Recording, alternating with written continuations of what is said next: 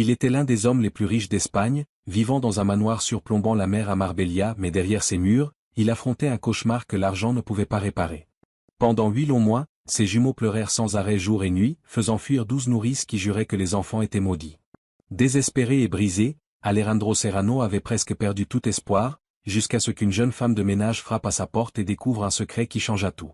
Ce qu'elle découvrit à propos de ses pleurs et du père lui-même allait bouleverser la famille tout entière.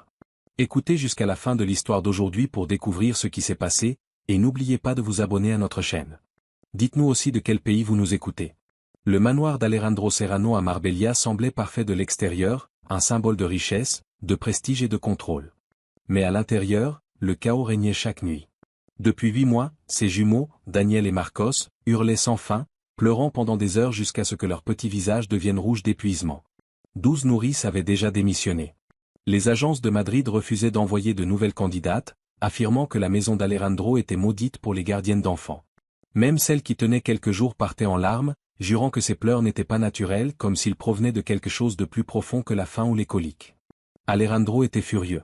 Il payait des salaires exorbitants, et pourtant personne ne restait. « Je paie 3000 € par mois, et aucune de vous n'est capable de calmer 2 bébés, cria-t-il un jour. Mais la vérité, c'est qu'Alejandro n'avait jamais pris ses enfants dans ses bras. Il se plongeait dans son travail chez Serrano Global Import, se convainquant que l'argent suffisait à les élever. Un après-midi, la gouvernante, Teresa Molina, lui annonça nerveusement que quelqu'un était à la porte pour demander du travail. Une autre nourrice, grogna Alejandro. Non, monsieur. Une femme de ménage. Mais elle dit avoir de l'expérience avec les enfants. Alejandro faillit rire. Teresa, la maison est impeccable. Ce dont j'ai besoin, c'est de quelqu'un pour faire taire mes fils, pas pour faire briller l'argenterie. Tout de même, peut-être devriez-vous l'écouter. Quelques minutes plus tard, une jeune femme entra dans le hall de marbre. Isabelle Martin, 28 ans, les cheveux blonds attachés, vêtue simplement d'un jean et d'un chemisier blanc. Elle ne sembla pas impressionnée par le luxe du manoir ni par les pleurs qui résonnaient à l'étage. « Bonjour, monsieur Serrano », dit-elle calmement. Alejandro la dévisagea avec méfiance. « Vous n'êtes pas nourrice. »« Non. Mais j'ai élevé mon petit frère après la mort de nos parents. Il n'avait que 2 mois. Il pleurait exactement comme ça. » Il y avait dans sa voix quelque chose de ferme, compatissant, forgé par la douleur qui fit hésiter Alejandro. Pour la première fois depuis des mois, il ne rejeta pas quelqu'un d'emblée. « Très bien. Vous pouvez aller les voir. Mais ne vous attendez pas à des miracles. » Ils montèrent ensemble l'escalier. Plus ils approchaient, plus les cris devenaient forts, emplissant les couloirs. La nurserie ressemblait à une photo de magazine. Mobilier luxueux, jouets importés, murs bleu ciel. Mais les bébés, Daniel et Marcos, semblaient prisonniers de la tristesse, leurs petits poings serrés, leur corps tremblant, les yeux noyés de larmes. Isabelle ne se précipita pas pour les prendre. Elle observa d'abord. « Depuis combien de temps pleure-t-il aujourd'hui » demanda-t-elle doucement. « Depuis 10 heures du matin. Hier, ils ont crié de 9 heures du soir jusqu'à l'aube, admit Alejandro, la voix tremblante. Après quelques minutes, Isabelle leva les yeux vers lui. « Puis-je vous demander quelque chose, monsieur ? À quelle fréquence les prenez-vous dans vos bras ?» La question coupa l'air comme un couteau. Le visage d'Alejandro se durcit. « Je n'ai pas besoin de leçons de paternité. J'ai besoin de résultats. »« Je ne vous juge pas, » répondit Isabelle calmement. « J'essaie juste de comprendre. Les bébés pleurent quand quelque chose leur manque. Et parfois, ce qui manque, ce n'est ni la nourriture ni le sommeil. » Puis elle remarqua quelque chose d'étrange, les jumeaux ne pleuraient pas au hasard. Tous deux fixaient le même mur, celui qui séparait leur chambre de la chambre principale verrouillée. « Ils cherchent quelqu'un qui devrait être ici, » murmura Isabelle. « Leur mère. » Alejandro explosa. « Ne parlez pas de Sofia, » cria-t-il. Mais Isabelle ne recula pas. Elle partagea son propre passé, comment elle avait autrefois blâmé son petit frère pour la mort de leur mère en couche, avant de comprendre qu'il n'y était pour rien. Ces paroles fissurèrent les défenses d'Alejandro. Lentement, d'une voix tremblante, il avoua la vérité qu'il avait enfouie. Il avait poussé Sofia à avoir des enfants malgré ses craintes, ignoré les signes avant-coureurs durant la grossesse, et à l'hôpital Clínico San Carlos de Madrid, elle avait subi une hémorragie massive qui la plongea dans le coma. 3 jours plus tard, elle mourut d'une infection, mais pas avant d'avoir laissé une dernière supplique, qu'il aime leurs enfants pour 2. Au lieu d'honorer cette promesse, Alejandro reconnut qu'il avait échoué, offrant à ses fils du rejet à la place de l'amour. Teresa, les larmes aux yeux, révéla quelque chose qu'Alejandro n'avait jamais su. Sofia a laissé des lettres, murmura-t-elle. 36. Une pour chaque année de la vie des garçons, jusqu'à leurs 18 ans.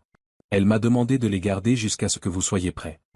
Stupéfait, Alejandro autorisa Teresa à ouvrir la chambre principale. Elle était intacte, comme un sanctuaire, le parfum de Sofia flottait encore sur la coiffeuse, ses robes pendaient dans le placard, des photos de grossesse reposaient sur la table de nuit. Dans un tiroir, Teresa sortit une boîte en bois remplie d'enveloppes scellées. Alejandro ouvrit la première, marquée pour Daniel et Marcos, première année.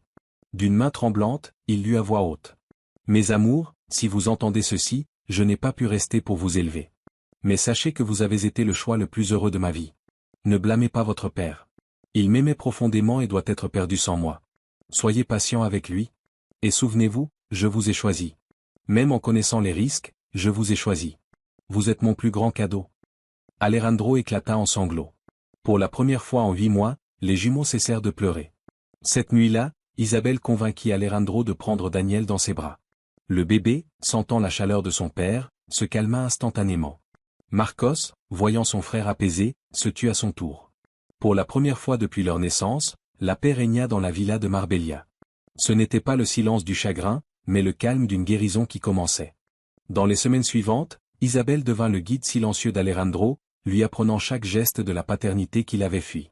Au début, il était maladroit, ses mains raides en préparant les biberons ou en changeant les couches, mais Isabelle faisait preuve d'une patience infinie, lui montrant que chaque acte était un langage d'amour.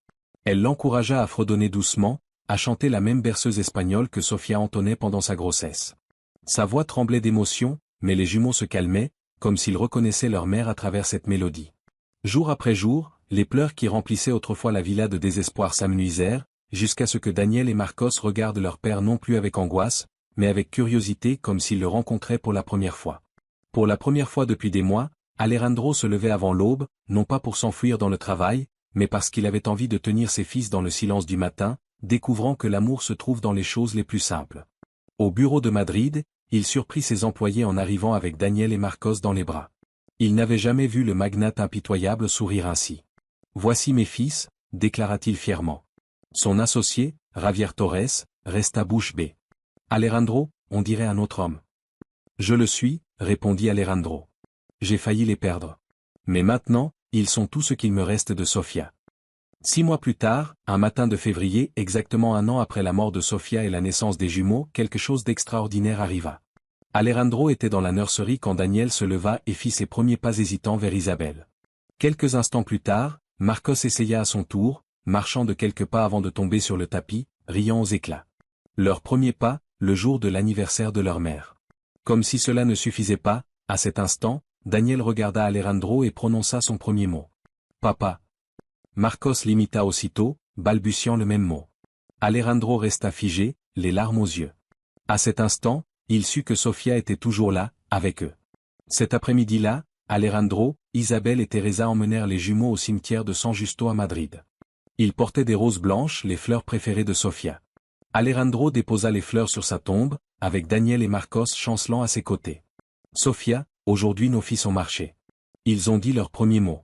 Ils sont en bonne santé, heureux, aimés. » Il leva les yeux vers le ciel. « Je te promets d'être le père que tu voulais que je sois. » Une brise légère traversa les cyprès, comme si Sofia elle-même lui répondait. À partir de ce jour, la villa de Marbella ne fut plus jamais la même. Elle n'était plus hantée par les pleurs et la douleur, mais remplie de rires. Alejandro, autrefois brisé par la culpabilité, devint le père dont ses enfants avaient besoin. Isabelle, autrefois simple domestique, devint leur marraine et leur ange gardien. Et Daniel et Marcos, qui autrefois pleuraient par manque d'amour, grandirent désormais entourés de celui-ci. La malédiction des pleurs éternels avait pris fin, grâce à une femme qui refusa d'abandonner une famille brisée et leur montra le chemin du retour vers l'amour. Dès lors, le manoir des Serrano cessa d'être une maison de deuil et devint un foyer empli de joie, d'affection et de nouveaux départs. Alejandro devint enfin le père que ses enfants attendaient. Isabelle ne fut plus seulement une employée, mais un membre de la famille. Et les pleurs qui dominaient autrefois les nuits furent remplacés par des rires. Mais une question demeure. Si vous aviez été à la place d'Alejandro, auriez-vous eu la force d'affronter votre culpabilité et de serrer vos enfants dans vos bras, ou auriez-vous continué à fuir la vérité? Nous serions ravis de connaître votre avis dans les commentaires. Merci de nous avoir rejoints sur Histoire d'Espoir, et n'oubliez pas de vous abonner à notre chaîne.